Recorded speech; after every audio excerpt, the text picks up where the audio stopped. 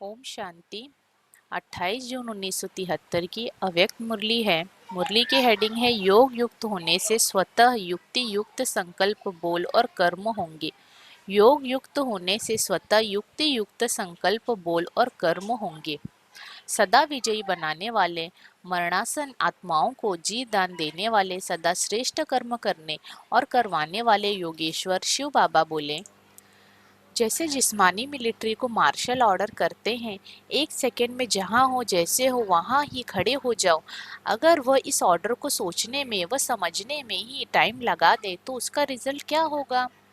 विजय का plan practical में नहीं आ सकता। इसी प्रकार सदा विजयी बनने वाले की विशेषता यही होगी, एक सेकेंड में अपने संकल्प को स्टॉप कर लेना। कोई भी स्थूल कार्य व ज्ञान के मनन करने में बहुत बिजी है, लेकिन ऐसे समय में भी अपने आप को एक सेकेंड में स्टॉप कर लेना। जैसे वे लोग यदि बहुत तेजी से दौड़ रहे हैं, वह कश्मकश के युद्ध में उपस्थित है, वे ऐसे समय में भी स्टॉप करने से स्टॉप हो जाएंगे। इसी प्रकार यदि किसी समय यह संकल्प नहीं चलता है अथवा अथवा इस घड़ी मनन करने के बजाय बीज रूप अवस्था में स्थित हो जाना है तो सेकंड में स्टॉप हो सकते हैं। जैसे स्थूल कर्म इंद्रियों को एक सेकंड में जैसे और जहां करना चाहे वह कर सकते हैं। अधिकार है न उन पर ऐसे बुद्धि के ऊपर और संकल्पों के ऊपर भी अधिकारी बनते हो। फुल स्टॉप करना चाहो तो कर सको, क्या ऐसा अभ्यास है? विस्तार में जाने के बजाय एक सेकेंड में फुल स्टॉप हो जाए, ऐसी स्थिति समझते हो। जैसे ड्राइविंग का लाइसेंस लेने जाते हैं तो जानबूझकर भी उनसे तेज स्पीड करा के फिर फुल स्टॉप कराते हैं, वो बैक बैक कराते हैं। यह भी प्रैक्टिस है ना। तो अपनी बुद्धि को चलाने और ठहराने की भी प्रैक्टिस करनी है। कमाल तब कहेंगे जब ऐसे समय पर एक सेकेंड में स्टॉप हो जाए। निरंतर विजयी वह जिसके युक्ति युक्त संकल्प व युक्ति युक्त बोल व युक्ति युक्त कर्म हो, या जिसका एक सेकेंड भी व्यर्थ न हो, वह तब होगा जब यह प्रैक्टिस होगी। मानो कोई ऐसी सर्विस है जिसमें फुल विजयी होना होता है, तो ऐसे समय भी स्टॉप करने का अभ्यास करो। अभी समय ऐसा आ रहा है जो सारे भंबोर को आग लगेगी। उस आग से बचाने के लिए मुख्य दो बातें आवश्यक हैं। जब विनाश की आग चारों ओर लगेगी, उस समय आप श्रेष्ठ आत्माओं का पहला कर्तव्य है शांति का दान अर्थात सफलता का बल देना। उसके बाद क्या चाहिए? फिर जिसको जो आवश्यकता होती है वह पूर्ण की जाती है। आप लोगों को ऐसे समय उनकी कौन सी आवश्यकता पूर्ण करनी पड़ेगी?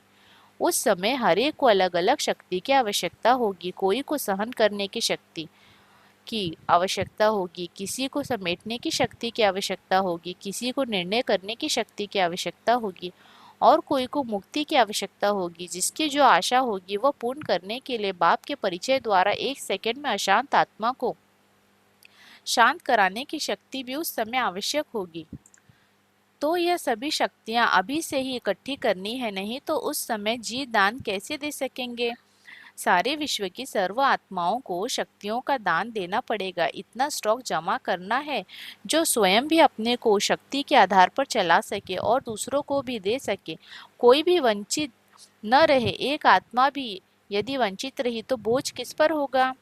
जो निमित्त बने हुए हैं जी दान देने के लिए, तो अपनी हर शक्ति के स्टॉक को चेक करो। जिनके पास शक्तियों का स्टॉक जमा है वही लकी स्टार्स के रूप में विश्व की आत्माओं के बीच चमकते हुए नजर आएंगे। तो अब ऐसी चेकिंग करनी है।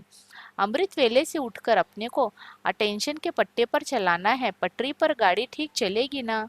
तुम्हारे ऊपर सारे विश्व की जिम्मेदारी है, सिर्फ भारत की नहीं, श्रेष्ठ आत्माओं का। हर कर्म महान है ना?